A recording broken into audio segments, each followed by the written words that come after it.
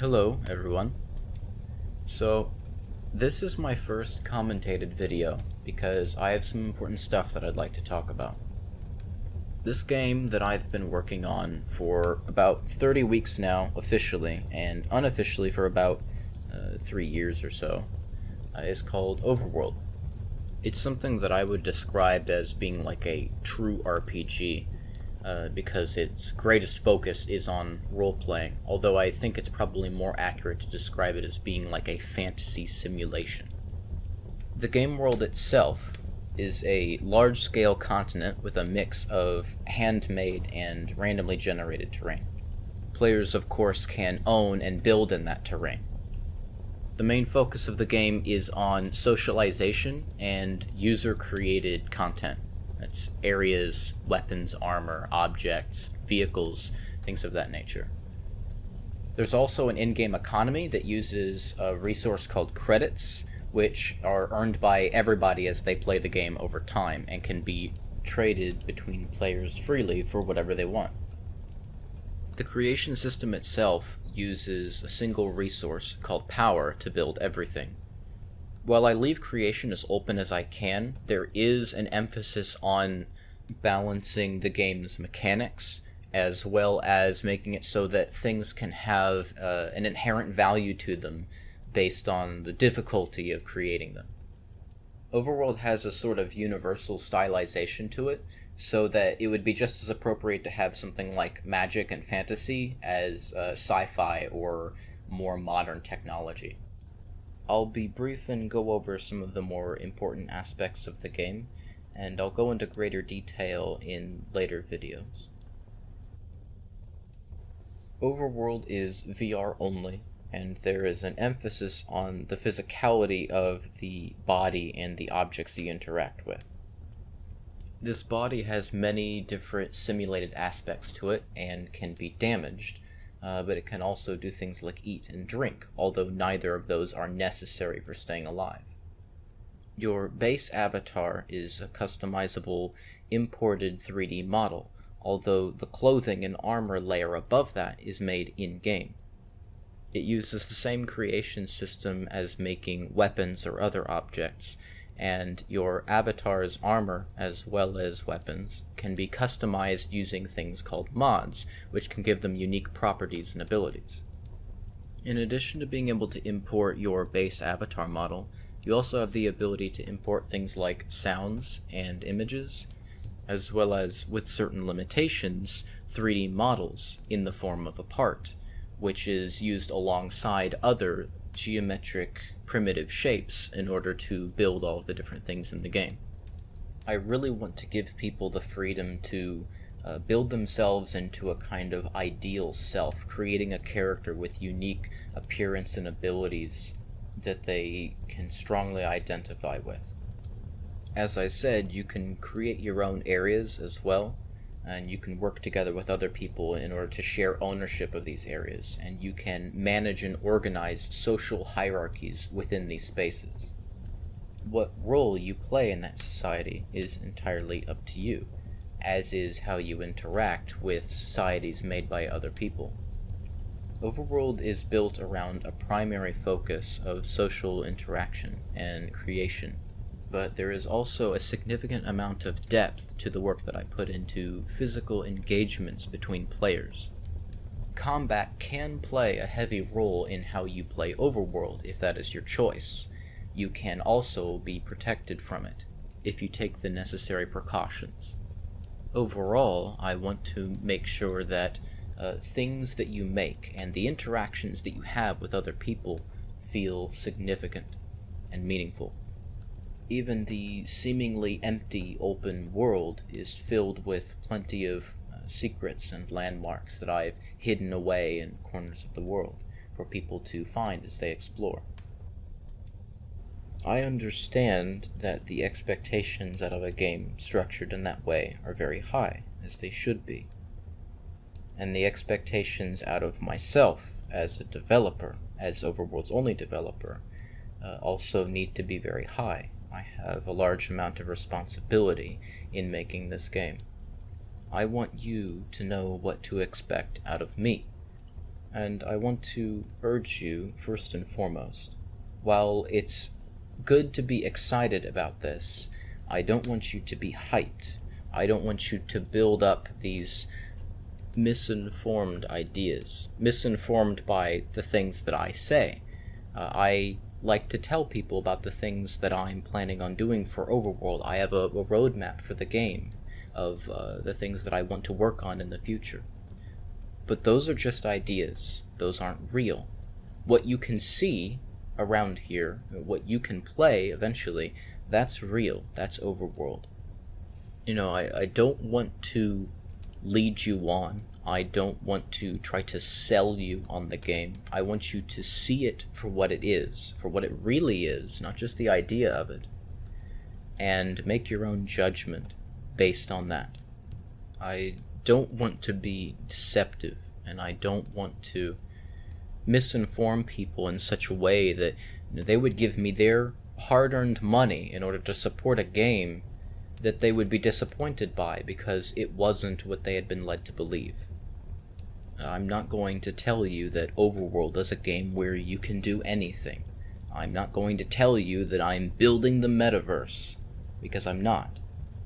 I'm building a relatively small-scale social role-playing game, and I want you to know that's what it is before you make the decision to support it. Honesty and transparency is a huge part of not only my own moral values, but also in how I see the process of art and development, my own work.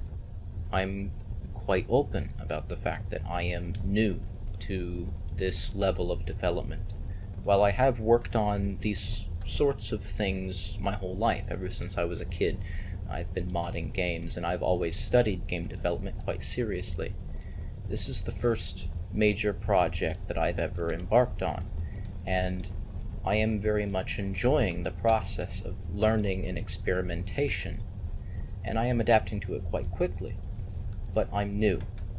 The development of Overworld runs parallel to myself getting better as a developer. Your opinions, your ideas, and your criticism is what motivates me to keep going. The responsibility of developing for a community that I do care very deeply for. You're the whole reason that I started developing to begin with, because I saw myself in my life as being in the perfect position in order to actually make this game a reality. I've been designing Overworld for a very long time now. It's pretty much the only thing that I think about, and it's something that I know I'm going to continue dedicating myself to for a very long time. I don't ever expect to be the best developer in the world, and I'm never going to claim to be. However, I am very passionate about game development. I enjoy it, the long hours of staying up at night trying to get a single thing to work. For some reason, I find that to be quite enjoyable. I really like experimenting with different ideas. I like trying weird things that have never really been done before, especially with the medium of VR being so new. There's a lot of room for figuring out new things that might work in VR that don't in other mediums. I think the most important role that I play in the development of Overworld is sort of as its artistic director, the designer. There's lots of decisions that I make that I think better fit the experience of what Overworld should be. And although some of them might actually be quite unpopular, I'm still going to support and insist on the necessity of some of these decisions. One example I think will be the most obvious is the combat. Feeling quite uncomfortable. It's supposed to feel uncomfortable. There's lots of design decisions that I could make in order to make some of these things less jarring for people, less upsetting, but I'm not going to do that. Because when you're fighting with somebody, it's not supposed to be pleasant. It's supposed to be uncomfortable for both people involved.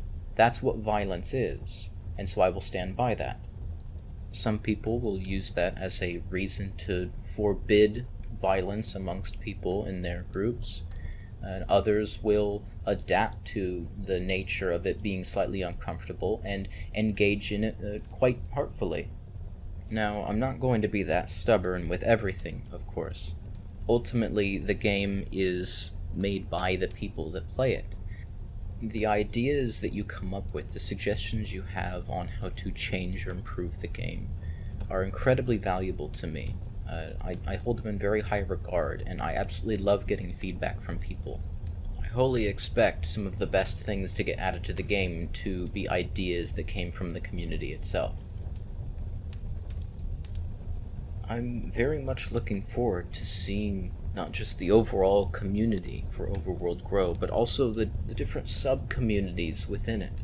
Overworld is built to facilitate the growth of these little societies of people that come together based on shared interests and working together in order to improve each other. In the end, you end up making something that is greater than the sum of its parts, and you play a significant role, whatever that may be, in that larger community. I want to see people find a place for themselves amongst other people, like I did years ago when I first got into VR. I want to see people have an outlet for their creativity, for their socialization, a place to feel like they have a significant purpose. There isn't any ultimate goal in Overworld. It's a sandbox. It's not a game about killing people. It's more definitely a socialization space. But for some people, it might be an adventure game. You're a mercenary that roams around the world hunting bounties. Or it could be a sort of a business game where you legitimately run a little shop somewhere and selling things for credits and then doing what you wish with those credits. Some people it might be more like one of those city building games where you're looking at things from a top-down perspective, metaphorically speaking, and building areas that are interesting and attract lots of people so that you can grow and expand this community that you've built. Ideally, there's something for everybody in Overworld. There's nothing that you have to do. You're not forced to do anything in order to enjoy the game. I try to make sure that the game is fun no matter what it is that you would be doing. Ultimately, it's about role-playing a character. That can be a characterization of yourself or something that you're just doing for fun.